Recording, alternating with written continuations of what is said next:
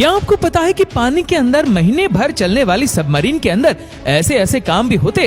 दोस्तों, आखिर सबमरीन पानी के अंदर काम कैसे करती है? और क्या आप जानते सबमरीन को पानी के अंदर कंट्रोल कैसे किया जाता है? और कैसे एक सबमरीन को फैक्ट्री में बनाया जाता है?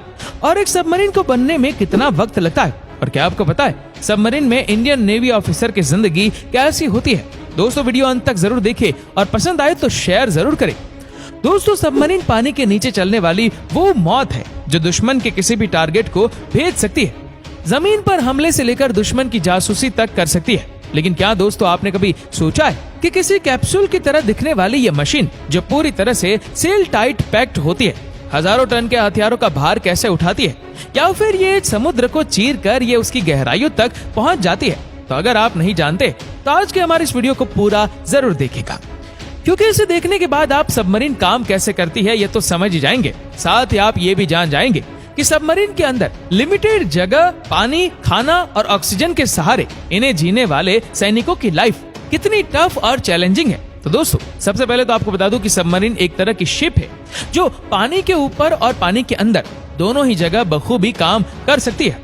सबमरीन को बनाया ही इसलिए गया था ताकि ये किसी भी मिशन में अच्छे से टारगेट पर हमला कर सके। इस पर कई तरह के वेपन लगे होते, जैसे टॉर्पीडो मिसाइल या फिर माइन, जिनसे दुश्मन पर अटैक किया जा सकता है। बात करें हम अपनी इंडियन नेवी की, तो हमारे पास दो तरह की सबमरीन है। पहली एक कन्वेंशनल सबमरीन और दूसरी है न्यूक्लियर सबमरीन। कन्वेंशनल सबमरीन्स असल में रशिया की डीजल से चलने वाली EKM, जर्मनी की SSK और इंडिया में ही बनी फ्रेंच डिजाइनर स्कॉर्पियन है।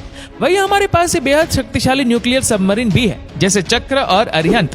कन्वेंशनल और न्यूक्लियर टाइप्स सबमरीन्स में सबसे बड़ा फर्क ये होता है कि ये मॉडर्न न्यूक्लियर सबमरीन्स बिजली के लिए डीजल का नहीं बल्कि न्यूक्लियर रिएक्टर का इस्तेमाल करती है, जिसका फायदा ये है कि ऐसी सबमरीन से कई महीनों तक समुद्र के अंदर ही रह सकती है। जबकि दूसरी तरफ कन्वेंशनल टाइप सबमरीन्स बिजली के लिए डीजल बैटरी का इस्तेमाल करती है और इन्हें बैटरी इसको रिचार्ज करने के लिए पानी के सरफेस पर शिप को आना ही पड़ता है। ऐसे में दुश्मन देश के सबमरीन सर्च एयरक्राफ्ट या फिर वॉरशिप इन्हें आसानी से देख सकते हैं। अब दोस्तों, सबमरीन की मूवमेंट या फिर आवाजें किसी तक ना पहुंचे, इसके लिए सबमरीन के इंजन कई शॉक जोर से लगाए जाते हैं। वहीं अपने टारगेट को ट्रैक करने के लिए सबमरीन एक्टिव और पैसिव सोनार का इस्तेमाल भी करती है।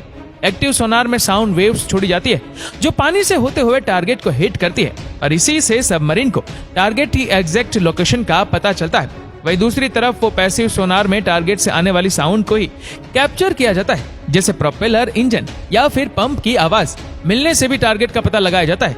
वैसे दोस्तों, ये सबमरीन्स बाहर से देखने में जितनी भी बड़ी या फिर विशालकाय दिखे, लेकिन इसके अंदर सैनिकों को उतना ही कम स्पेस मिलता है। जैसे आप इस सबमरीन के अंदर जाएंगे तो आपको हर तरफ ये बड़े बड़े पाइप्स, बटन्स, डायल्स या फिर पिंजरे नजर आएंगे, जिनका अपना अलग अलग काम है। सबमरीन के अंदर बहुत कम जगह पर ही बहुत कुछ होता है, जैसे इसके अंदर control room, engine, torpedo tube, electronic warfare room, crew quarters और मैसेज सब होता है। लेकिन दोस्तों, हर तरफ कोई ना कोई मशीन या फिर मशीनरी पार्ट से दिखी जाते हैं, जिसकी वजह से इन्हें सबमरीन्स को चलने के लिए भी काफी कम स्पेस ही मिल पाता है। और अगर किसी सबमरीन की हाइट से 6 फीट से ज्यादा हो तो उसे तो झुक कर ही एक जगह से दूसरी जगह जाना पड़ता है।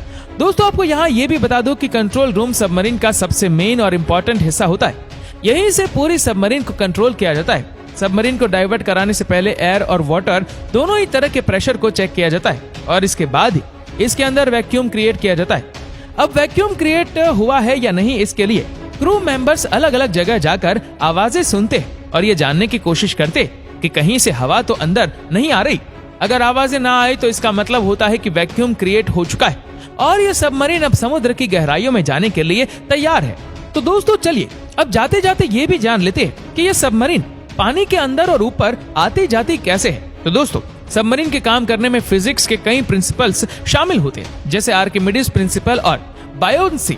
जैसे किसी देश की सबमरीन समुद्र की कितनी गहराई तक जा सकती है, ये किसी भी देश की नेवी नहीं बताती, लेकिन ऑन एवरेज एक अच्छी सबमरीन समुद्र के 800 फीट नीचे तक डाइव कर सकती है। अब दोस्तों, इस सबमरीन के डाइव करने के लिए 3 टैंक्स रिस्पॉन्सिबल होते हैं, जो number 1 rear trim tank, number 2 main ballast tank, number 3 forward trim tank.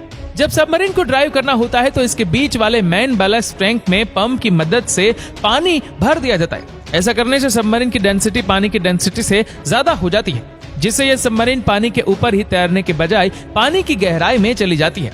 बाकी के दोनों टाइम सबमरीन को बैलेंस करने का काम करती है। अब अगर सबमरीन को पानी में और नीचे जाना है तो आगे वाले फॉरवर्ड ट्रिम टैंक में पानी भरा जाता है और पीछे वाले रेल ट्रिम टैंक को खाली किया जाता है। इससे सबमरीन का आगे वाला हिस्सा भारी हो जाता है और सबमरीन में पानी के अंदर चली जाती है। वहीं ड्राइविंग प्लेन्स भी मदद करते हैं इन सबमरीन्स को पानी के ऊपर या फिर नीचे ले जाने में। वहीं पीछे के वर्टिकल राइडर सबमरीन को लेफ्ट या फिर राइट मुड़ने में मदद करते हैं और प्रोपेलर से सबमरीन आगे की ओर बढ़ती जाती है।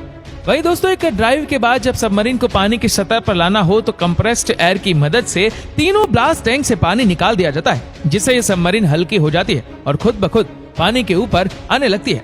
अब दोस्तों ये सब जानने के बाद एक सवाल आपके मन में भी उठ रहा होगा कि अगर गलती से भी कभी ये सबमरीन में डूबने लगी तो उस सिचुएशन में क्या किया जाता होगा। तो दोस्तों वैसे तो इसके चांसेस बहुत ही कम होते, लेकिन अगर फिर भी ऐसा हो तो सबमरीन्स एक खास तरह का सूट पहनते हैं जिसमें ऑक्सीजन टैंक्स अटैच रहते हैं। ऐसे में अगर सबमरीन्स डूबने लगे तो टॉर्पीडो ट्यूब जो सबमरीन के ऊपर वाली तरफ होती है उसे सबमरीन्स इससे बाहर निकल के अपनी जानें बचा सकते हैं। तो दोस्तों अब मैं उम्मीद करता हूँ कि ये सबमरीन एक काम कैसे करती है या आप समझ गए होंगे।